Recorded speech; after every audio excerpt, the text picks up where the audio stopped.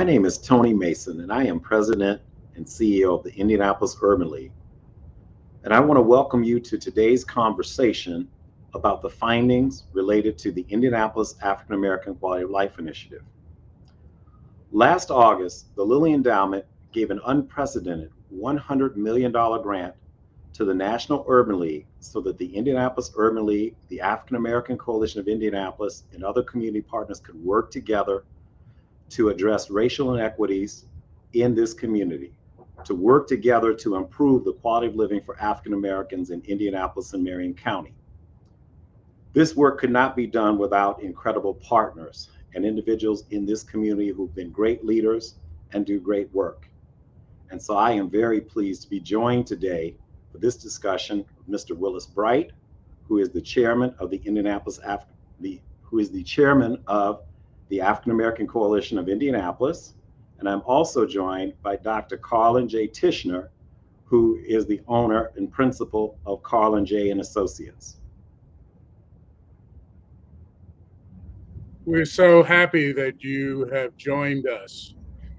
We are so excited to be able to share what we've been learning the last months about what you believe are the critical issues in the African American community, especially factors that are impacting the quality of life of both men, women, children, and families. And the data that you will be hearing will sort of illuminate that, because we know that the 20 plus organizations that are members of AACI will take very seriously what you have told us as they form their own agendas, both as it relates to the programs and services they provide for families, but especially how we as an organization form our advocacy agenda as it relates to policy. So I would turn you over to Dr. Tishner so that he can begin to share some of the information about what we learned. Hello, again, my name is Carlin Tishner. I operate as a consultant to the initiative in the role of the Director of Operations. As Mr. Bright and Mr. Mason spoke about, we'll be sharing a bit of the findings from the presentations and the data collection processes. But before we do that, we certainly want to share a bit about the initiative overall and then share those two data collections. So Mr. Mason will lead us in that part. Yes, and as I shared earlier, we are doing this work in partnership with the National Urban League, which is based in New York, and it is a historic civil rights and urban advocacy organization with 90 affiliates in over 300 communities and regions across this country, with each providing direct services and supports and advocacy benefiting over 2 million people nationwide. We also, of course, have the Indianapolis Urban League, and we've been in this community providing much needed programs and services for over 55 years. With respect to this initiative, we talk about our journey. We don't talk about where it all began. And as I shared with you, the partnership between the Indianapolis Urban League and the African American Coalition of Indianapolis. We've talked about the $100 million grant from the Lilly Endowment and the involvement of the National Urban League. One of the commitments that we made to the Lilly Endowment on the front end of this effort was that we would undertake a process whereby which we would gather input and feedback from African Americans at all levels of the Indianapolis community: grassroots, grass tops, civic leaders, business leaders, leaders from the faith-based community. And so we want to take this moment to talk about our community opportunities assessment.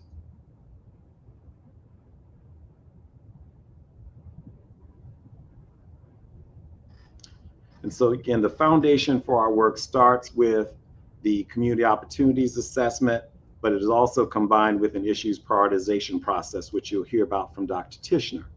But Mr. Bright and I will go through the comprehensive opportunities assessment. And again, that's a fancy way for us saying we went out and we got input or feedback about the quality of living for African Americans and what the opportunities are from a number of people, young and old, if you will, in this community. So we got feedback and input from community ambassadors. We conducted community leadership meetings, public meetings, one-on-one interviews. We conducted a community survey. We also had a televised youth forum, as well as forums that were broadcast on Radio 1 Indianapolis' stations. We also had youth focus groups. So we were excited to be able to engage so many people in the process, giving life to the voice and affirming the voices of African Americans in this process is so crucial, because all too often we have not been heard, we have not been listened to, we have not been engaged, and we have seen things happen to us. Well, this is the opportunity for us to be engaged and to come up with a vision and a plan of action that will hopefully stabilize African Americans in this community and move us forward. Tony, you know, one of the reasons that we had the community ambassadors was that they could go literally into the community, in some cases door to door, to ask people what they thought were the critical concerns and the issues that were impacting their day-to-day life. Very consistent with what you were saying, that often we're not asked.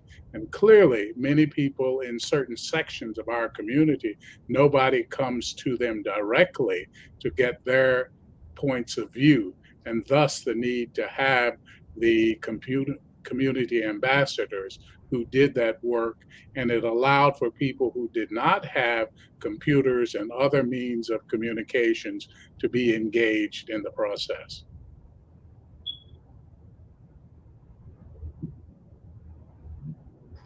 So when we talk about the community opportunities assessment process, we had over 1,800 participants who played a role in either participating in meetings, interviews, and we had a substantial number of individuals who completed surveys.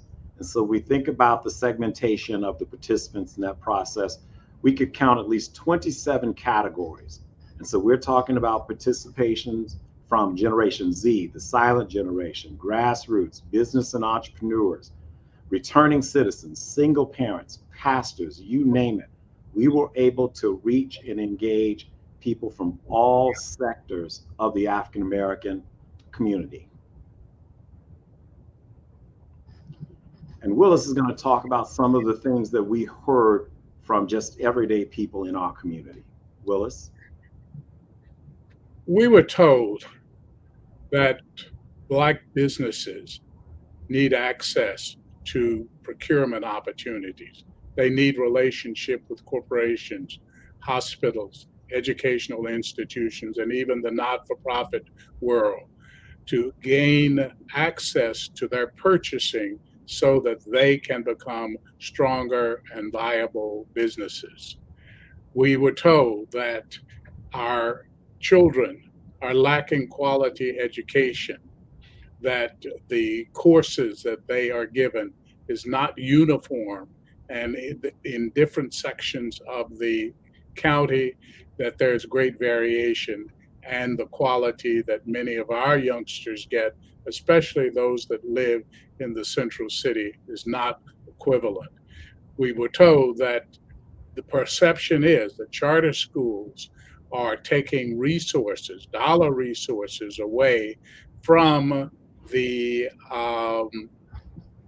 core school corporations that are educating our children, that the vouchers are going to people who are not living in the neighborhoods, and that we need more options for kids to start learning early before they enter kindergarten, that pre-K opportunities for early childhood experiences is critical, and that people must have jobs that pay a living wage. That while we see signs that say that people are being hired, that they are not paying a wage that is a living wage. And Tony, I know you've got more information about that related to the studies that have been done about what does a family need in order to be able to live and to live without fear that they won't be able to handle the expenses that come from healthcare, et cetera. Could you share that information?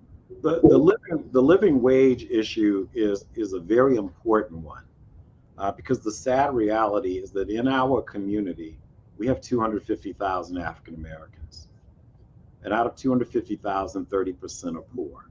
And we know a lot of this ties back to the lack of jobs that pay livable wages in this community.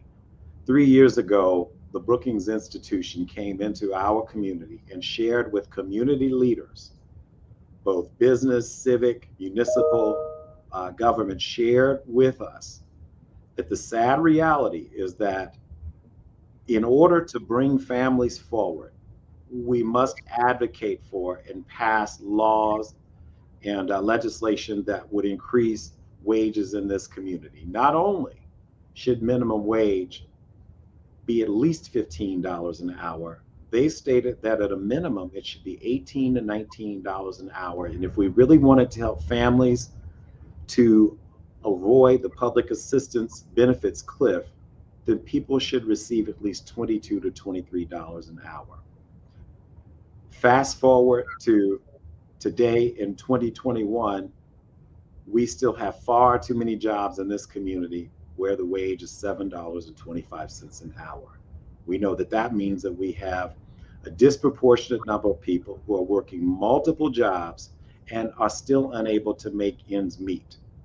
And there are implications not only for the African American community here in Indianapolis, but throughout central Indiana for all people. We know that based on United Way data, and we're talking about asset limited income constrained households, that almost 44% of all people in Indianapolis and in central Indiana are either poor or working poor. So we have to address access to jobs with livable wages.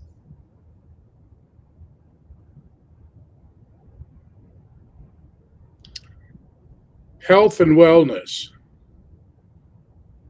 Many of you have probably heard conversations about the lack of access to healthy food, that there are areas of the city that do not have grocery stores or don't have regular access to grocery stores and other ways of getting food because they don't have the transportation to get to food stores or other places for food easily.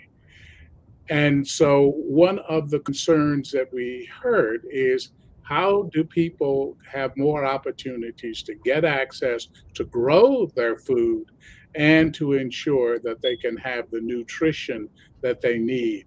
That there are places in the community, gas stations, other places, but the food they have in them, sodas and sweets and others, are not the kind of nutrition that our people need, especially our children. One of the areas that we were particularly struck by, not only in terms of the community surveys, but I think that Dr. Tishner would talk about it later in the experts conversation, is the state of the mental health of African Americans in this area. That state of mental health and its deterioration is a result of long opportunities that come from responding to racist attitudes, racist behaviors, that those encounters have created a mental state that is not healthy for folks. The pandemic, with the isolation that was created by it, further created disparities in the mental health of individuals, as well as just relationship dissolution, relationships that are strained by incarceration, relationships that are strained by parents and grandparents having to care for children as single people. All of those things contribute to a significant lower level of health, mental health, and that contributes to low physical health as well. I might add, in the health and wellness space, when we talk about lack of access to healthy food options, we know that from data that's been provided by gleaners and others in this community, that 82,000 African Americans in Indianapolis live in a food desert. We also know from Dr. Virginia Kane and the Marion County Public Health Department that when we talk about mental health, 1 in 5 of us is dealing with some mental health challenge or issue, or is dealing with trauma. And so we know that until we can address issues such as food insecurity and to make sure that all aspects of every individual in this community are healthy minds, healthy bodies, healthy spirits, healthy souls. Until we can do that, we're going to have challenges with helping people to move forward. We know that before the pandemic, the state of Indiana and the city of Indianapolis had some of the highest eviction rates in America, the top 5 in America for evictions and foreclosures. We also know that as a city, we have a very limited inventory of affordable housing for families, single family housing units or even multifamily units for that matter, that are safe and are quality housing units. And so we know that that is an issue that will have to be addressed. And we know that if people are living in deteriorated housing, that in and of itself creates stress and creates the kind of mental health crisis for individuals. If you're living in a neighborhood, not only where there's deteriorated housing, but where there's violence going on, where homicides are going on, that too creates. So there's a connection between the physical state that people are in, the mental state that people are in by their housing, by their access to nutrition, and their access to other health and educational services. One of the things that people suggested that there was a need for is a place where people can come together and peacefully resolve their conflicts, whether that be between parent and child, whether it between a man and woman, or whether it between two friends or neighbors, etc. That one of the things that we should consider having throughout Indianapolis would be neighborhood mediation centers where people could have impartial people listen to the conflicts that are going on between folks and allow them to vent and to get it out and to find non-violent ways of resolving their issues. So that's just one of the helpful things that came from the community in terms of not only identifying the issues, but proposing some things that might be done to help alleviate the conditions we're experiencing and improve the quality of life of residents.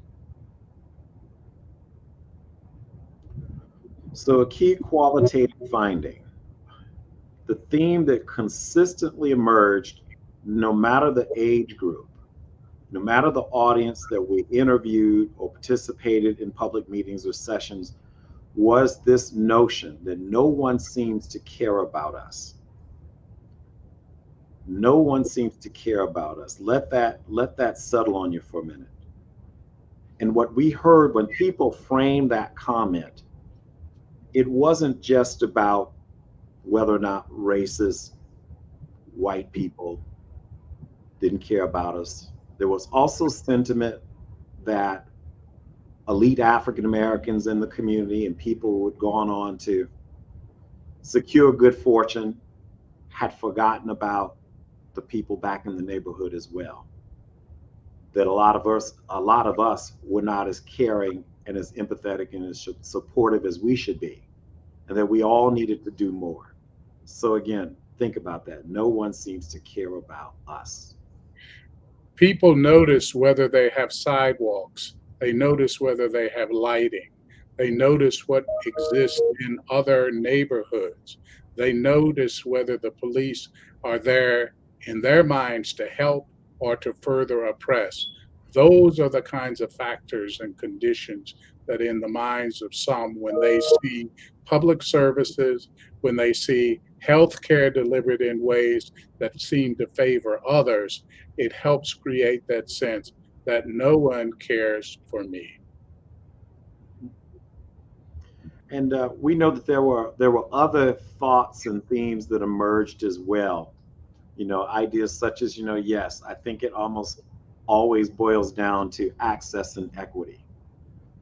We know and recognize, and even the city itself and the city county council have acknowledged that institutional racism has existed in this city and must be dealt with and addressed. That building economic wealth for the community and not just providing band-aid solutions is going to be critical. We're talking about long-term long-term opportunities, access to opportunities that will allow families to accumulate resources and wealth over time, and not just in the moment providing a subsidy here or there to get people through a moment.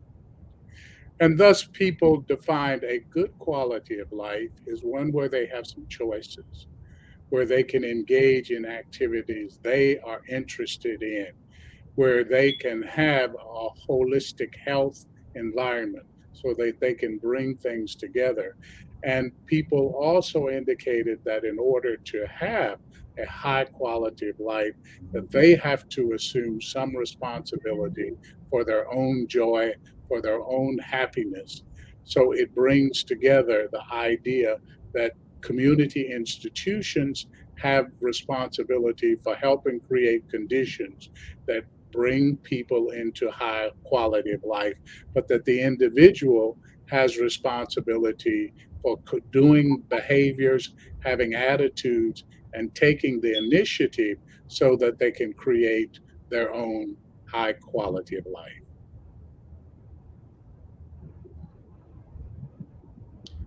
And so several top priorities emerge. And again, this is coming from the voices of citizens in our communities, young and old.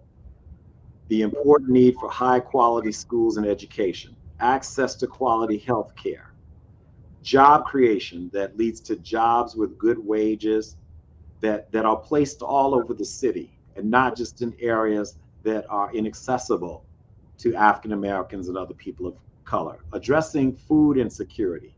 Again, 82,000 African Americans in our community are living in food deserts. And we're talking about food deserts all over our city.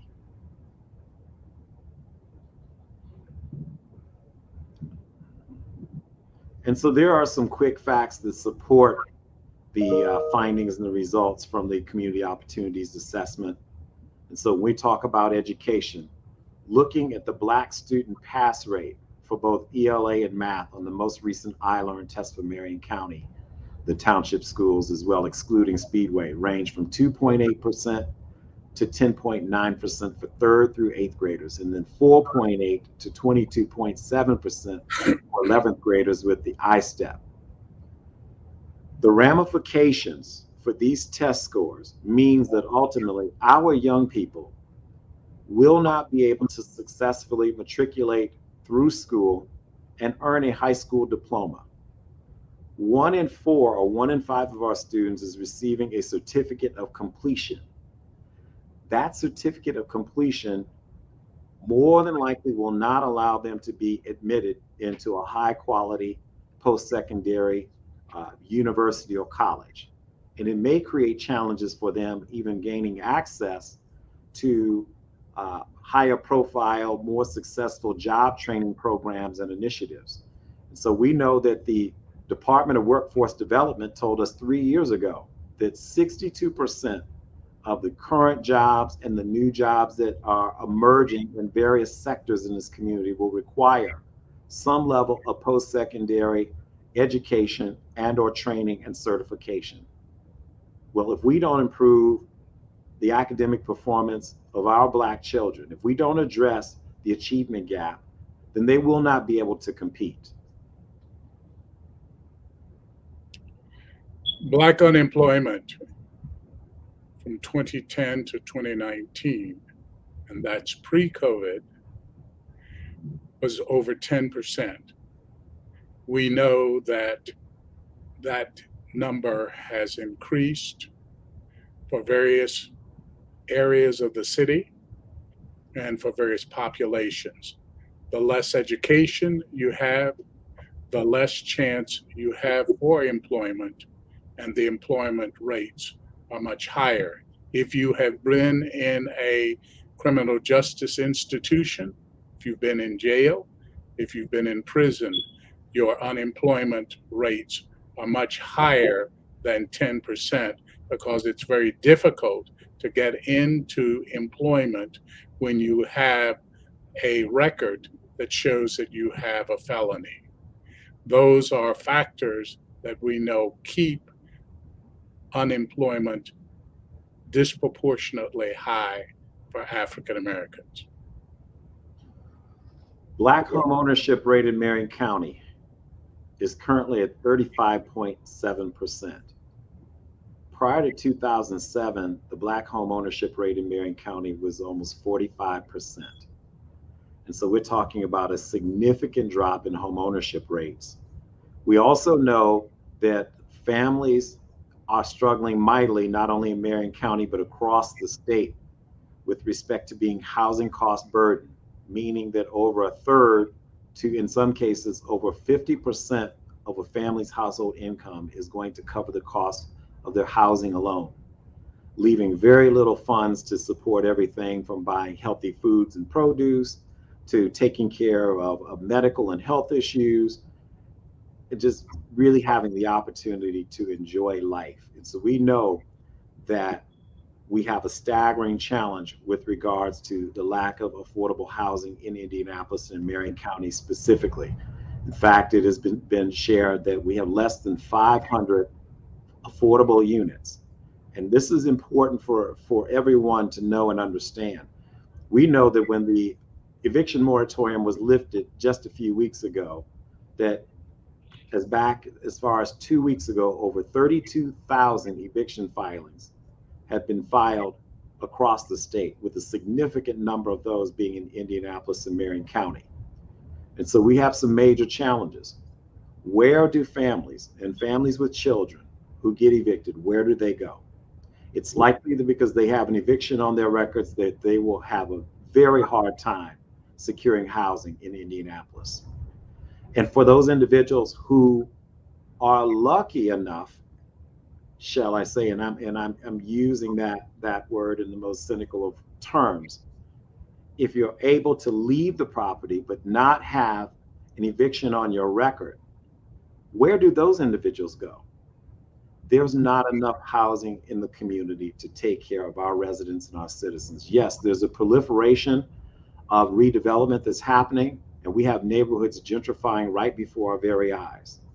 But we know that there are properties in Marion County that you could have purchased 2 years ago for $5,000 to $10,000. Those lots are now going for 40, 50, 60, 70,000. And we know that in some of our most challenged neighborhoods, you can now purchase brand new homes for over $300,000 to $400,000. And we know that Black families in most instances cannot afford that. Food insecurity. Mr. Bright? Yes, we've talked a bit earlier about food insecurity and the lack of access to nutritious food. This is verified that those experiencing hunger in Indianapolis, Marion County, the Indy Hunger Network has said that it's 50% higher than for the general population. That clearly means that there are some residents that are eating well, but that it's 50% higher for African Americans in terms of those who are experiencing food insecurity. Without organizations like Gleaners, Second Helpings, and I could go on, we know that families would not have been able to survive prior to the pandemic. The roles that those organizations had to play in this community during the pandemic has been incredible. We know that families would be going without food. And so we know that we will have to address that in a number of ways in this community. And then with respect to Black small business development, Indianapolis ranks 55th out of 85 metropolitan areas in America. And so that does not give us an indication that there's a strong will or commitment to support the development of Black businesses, to provide procurement opportunities. And so we hope that ultimately through our work, we will be a catalyst for that to happen.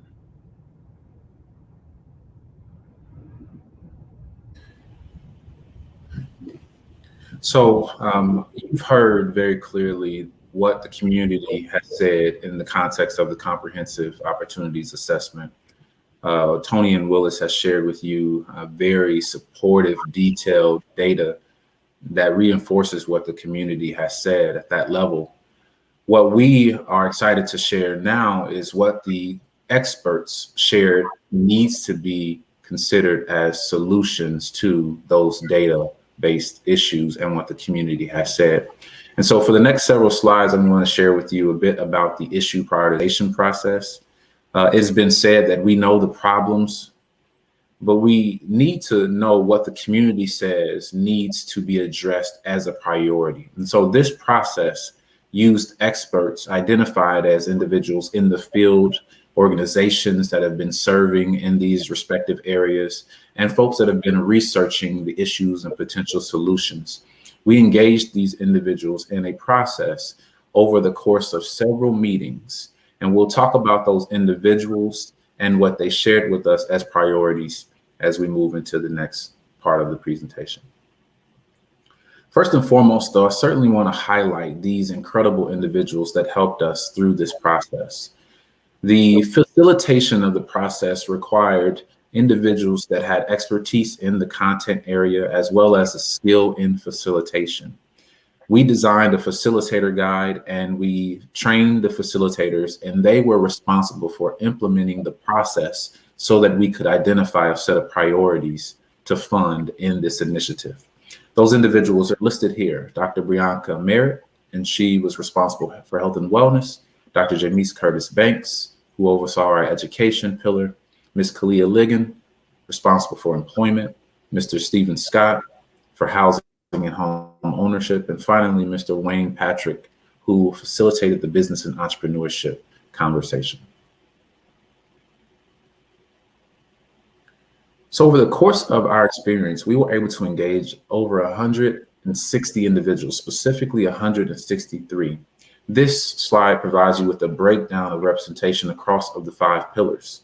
You've heard from Willis and Tony the significance of these categories, and I want to uplift that just a little bit to say that these categories are not only quality of life indicators, but also indicators of wealth. So the representation of individuals within these categories was important for us to be able to hear from them what they know from their research, from their field study and engagement in the community, but then also to identify how can we respond in a way that makes sense based on research, based on data and evidence.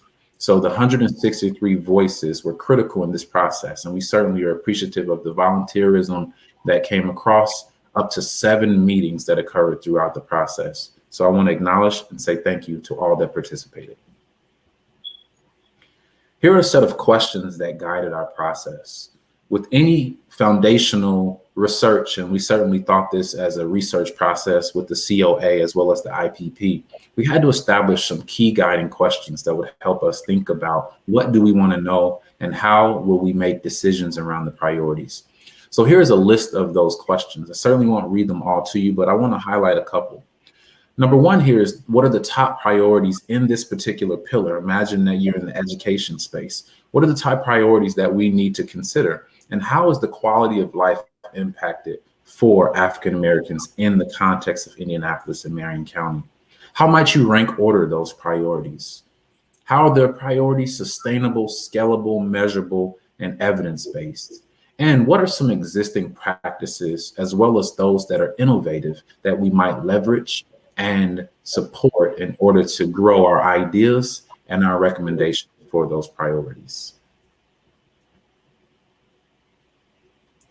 So here's an illustration of our process. I indicated that there was up to 7 meetings that occurred through the 5 pillars. And I want to just give you an illustration of how that process occurred. We started with strategy 1, which you can see at the bottom. Our initial goal was to ensure that we had an understanding of what the general ideas that are priorities across each of the pillars. So in strategy 1, across 2 meetings, we had the groups share a generated list of themes that might be priorities. Through that process, we continue to engage the COA, the Comprehensive Opportunities Assessment, and the findings that were happening at that level. And we use that information to guide our facilitators in understanding how they might consider and think about conversations at the expert level. From the generation of 20 themes, we moved and distilled down to a prioritization of 10. And then we began to move it further in strategy 3 to more than 6 priorities recommended, supported by research, evidence-based, scalable, and measurable in clear ways.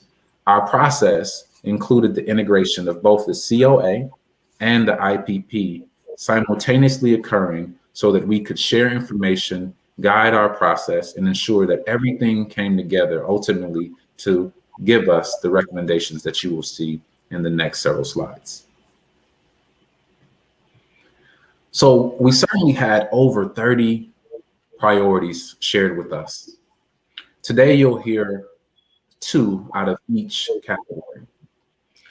So first, we want to start with business and entrepreneurship, and I certainly want to invite Willis and Tony to add additional thoughts as we share these priorities. Number 1 is the investment in funding equity. What we know is that the average business requires a minimum of $17,000 as an initial investment. We know that that requirement helps an individual who is looking to be in entrepreneurship establish the foundation to his or her business. We also know that in the African American community, the average amount of savings is no more than $9,000. So the fact remains, an individual who is interested in investing in entrepreneurship opportunities likely does not have the necessary capital to engage in that investment. He or she would need to engage a family member, a cousin, an extended friend, and oftentimes those family members or friends lack the capital as well. So they might go to the bank. As mentioned earlier, there are systemic barriers to accessing loans from banks, especially if there's a lack of capital as well as collateral. And so the likelihood that an individual who is Black to be able to leverage funds to build a business is limited. So we are considering the need to invest in funding equity so that that gap is relatively smaller for interested entrepreneurs. Number 2 is a need to invest in Black business capacity development. We know that there is an incredible need in the business space for educational experiences, mentoring, and access to increased knowledge, skill, and professionalism. We know that the need to scale businesses requires this infrastructure of knowledge and understanding and skills in organizations who can support the skill development of leaders of Black-led organizations. So the need, according to the Business and Entrepreneurship Committee, was to ensure that we are supporting those entities, those organizations that have evidenced demonstration of impact in the capacity development of individuals of color, especially Black people. In education, the conversation yielded really 3 priorities that we'll share today. And these priorities certainly connect back to what Willis and Tony shared in the context of education and the performance of our youth, our children, and our communities as it relates to their iLearn scores. Developmentally, though, the education group really wanted to think about the people and then move into the resources as a process to identify priorities. At this time, we'll share these top 3. Strategy number 1 is the development of the teachers and the leaders. The teachers and the leaders. There is a significant need of representation in urban schools, suburban schools, and rural schools for Black students. There's also a need for those who are serving Black students to be culturally responsive, to understand the living conditions, the history, the cultural dynamics and nuances of Black students. And so the investment here suggests that we need to ensure that there are investments in programs, initiatives, and organizations that work to strengthen pre-service and practicing pre-K teacher training so that the skill around being culturally relevant, culturally responsive, having culturally dynamic pedagogy and discipline practices supports the educational outcomes of students. I want to highlight the issue of discipline practices as we recognize that there is an existing school to prison pipeline. As Black students are disproportionately suspended and expelled from school, there is a significant need for an investment in the lens by which we see behavior and the policies that reinforce pushing students out rather than bringing them in and resolving whatever the issues are in ways that can be conducive to continued engagement in the school and learning process. Number two, recruitment and retaining teachers and leaders of color, especially Black males. We know that across the field of education, only 2% of teachers are Black and male. 2%. There's a high preponderance of white female teachers. Not to suggest that that representation is by no means useful, but we know that students who see themselves in their teachers, in their leaders, in the community around them in the school space are more likely to perform at better rates, more likely to engage in the material, more likely to graduate from high school and pursue post-secondary education if they have a person of color who is providing instruction and social emotional support as a teacher in front of them. So the need to recruit and retain is significant, and this priority is certainly something that we aim to invest in. And then number three is the need to invest in the early childhood experience of Black children. As was mentioned, the research suggests that there's a significant need in ensuring that our students are able to read at the third grade level. This begins in their early learning experience. We know that children are sponges at the early stages, particularly between the ages of 0 to 5 years old. And we know that many Black children don't have access to pre-K experiences. If that continues to be an issue, we know that third grade reading will likely continue to be a concern, and ultimately graduation rates will be impacted, as research suggests a longitudinal connection between pre-K learning, third grade reading, and graduation rates. So our intention to invest in this is certainly important. Our next conversation will shift to employment, and here we'll provide you with one strategy as a priority, but you'll see within it there are subgroups that are targeted. In the employment category, and mentioned by Tony and Willis earlier, there's a significant need to invest in access to employment opportunities that build skills, but also build skills in particular fields that allow for a livable wage. And so here you see new career options, but not limited to that, specified in technology-based, technology-intensive industries.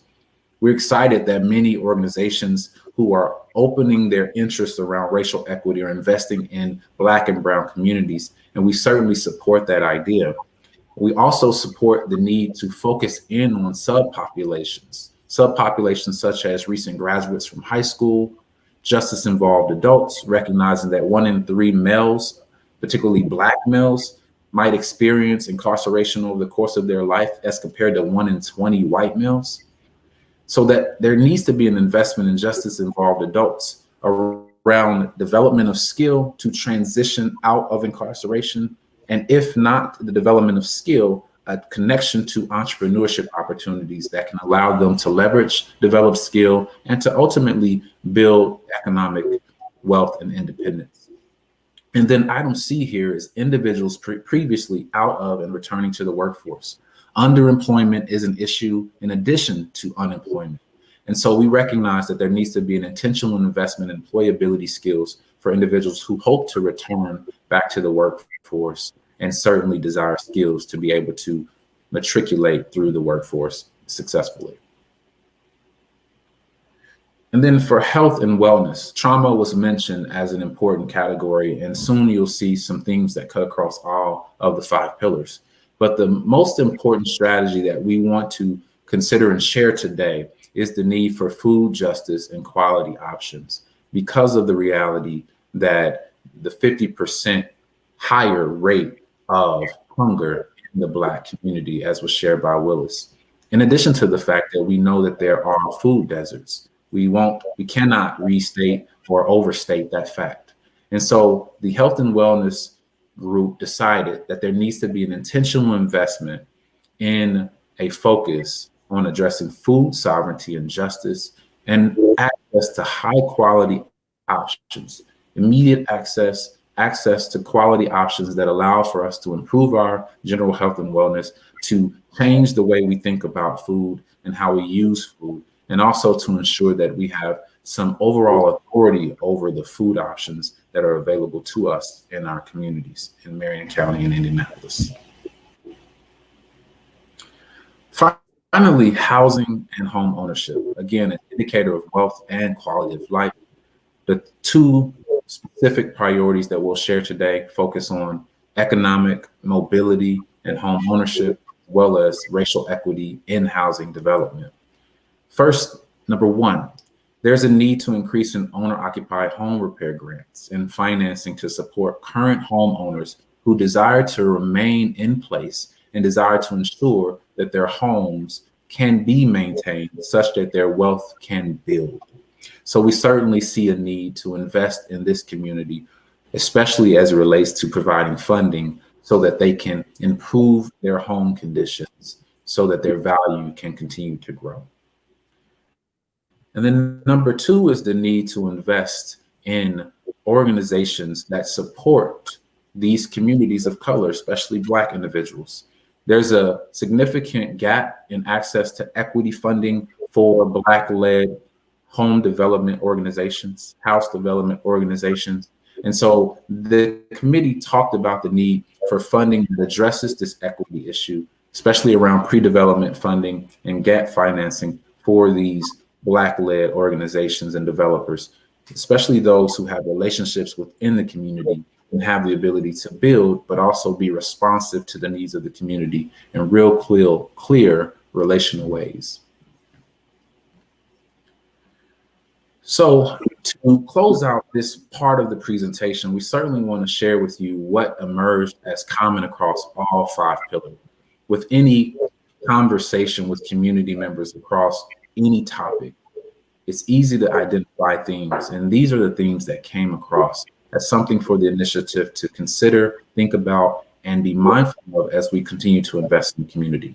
First and foremost, as was lifted up by Tony, the need to focus on systemic barriers and to recognize that these systemic barriers, if not resolved through advocacy and policy, will continue to create the disproportionality that we've talked about in our outcomes for African Americans.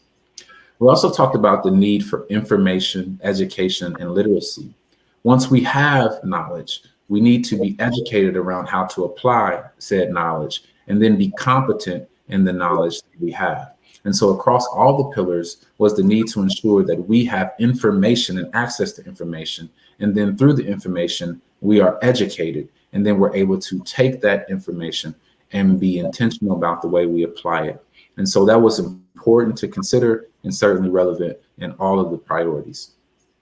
This need for support and mentoring also was lifted up. I'll give you an example in business and entrepreneurship, that as individuals have jobs and opportunities to grow and expand their business, there's a significant need for mentorship to navigate the space of business ownership.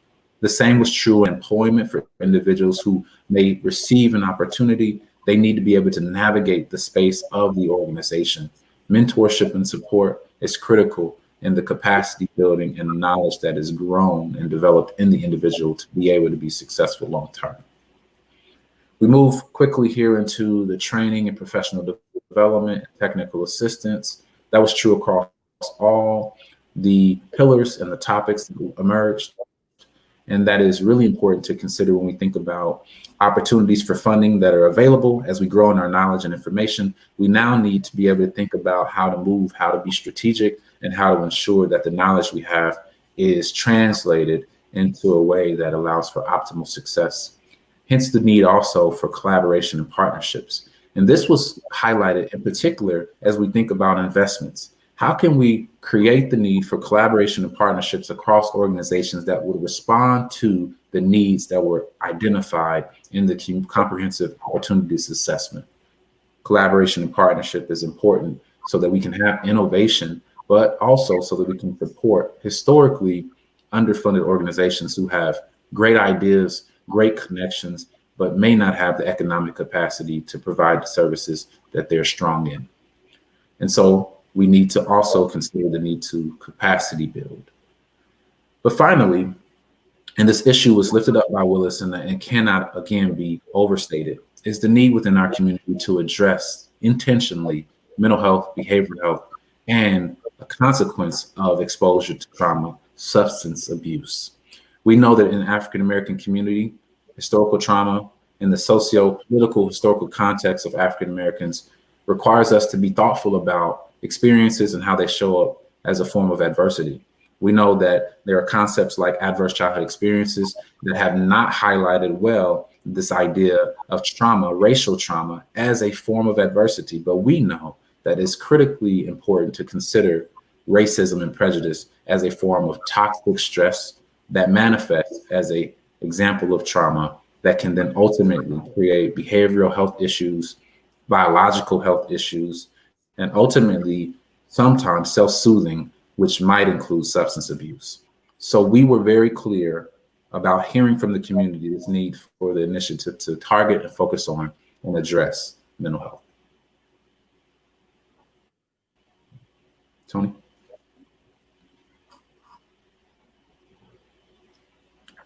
You're on mute, Tony. Thank you, Dr. Tishner.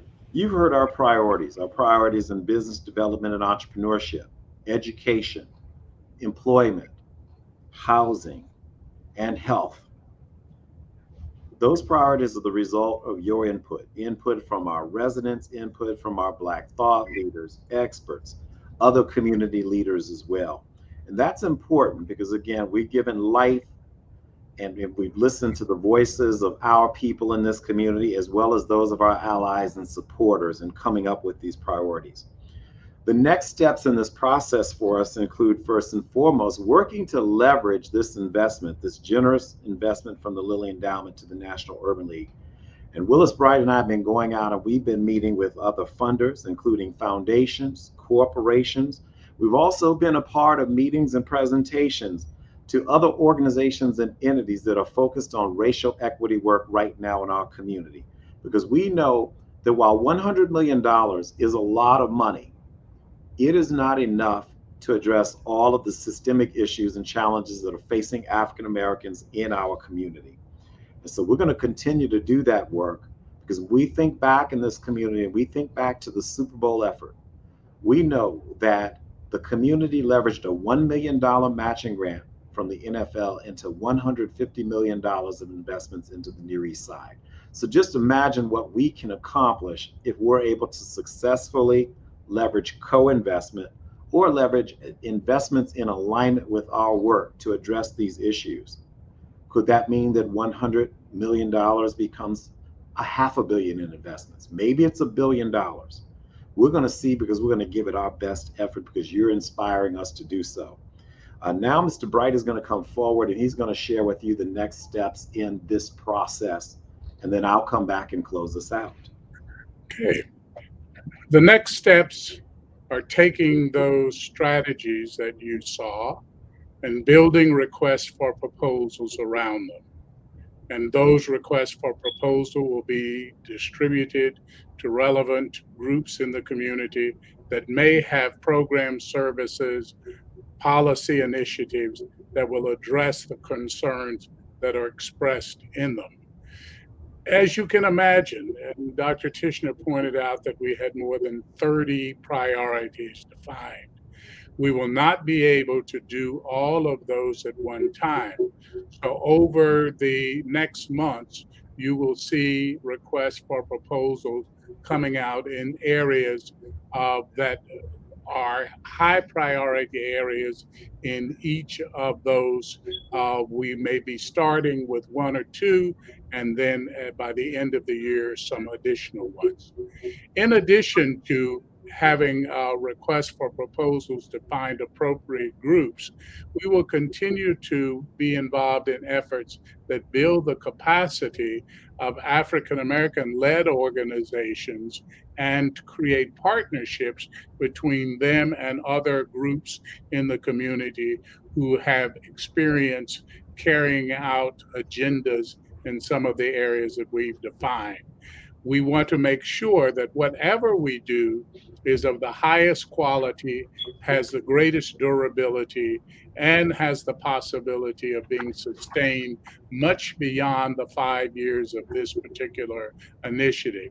So we will therefore be building leadership capacity, organizational capacity, and engaging our community in what it is that we might do to address some of our own concerns. We can only enjoy others' support and benefit when they see us using the resources that we have, our energies, our creativity, our own dollars to begin to address our own concerns. So those are some of the things that we are going to be doing. I would add here is that we are very pleased that the endowment has given us the freedom to try to engage people who have not been engaged organizationally as much in community problem solving. So that'll mean that we will be taking some risk with groups that maybe don't have the experience that others.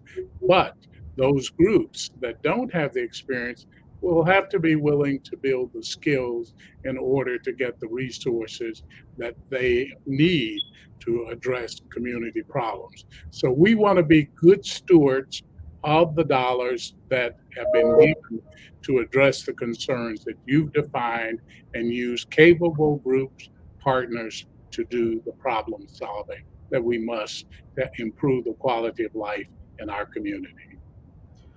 Now, we know we've shared a lot of information with you over the past hour. And for those of you who may have questions, we want to direct you to our website. We want to direct you to the Indianapolis African American Quality of Life Initiative's website. And so please visit www.IAAQLI.org. So we want to make sure that you visit our website and to learn more about the initiative. And as we close, we also want to make sure that, again, we thank the Lilly Endowment for its generous contribution to the National Urban League. We want to thank President Mark Morial and his National Urban League team for their work and their support and cooperation in this process. The member organizations of the African American Coalition of Indianapolis. We also want to make sure that we acknowledge the good work of Engaging Solutions, Black Onyx Management, and HERD Strategies in the development of the Community Opportunities Assessment, as well as the work of my fearless co-director here, Mr. Willis Bright and Bright Visions, Inc. And again, Dr. Colin Tishner for his amazing work on this project. And last but not least, each and every one of you for participating in either the Community Opportunity Assessment or the Issues Prioritization process. We know that there are going to be more opportunities in the future for you to participate and to provide input as well. And so thank you for joining us today. And stay tuned because there's more to come. We are going to work together to improve the quality of living of African Americans in Indianapolis, Indiana. Thank you for being with us.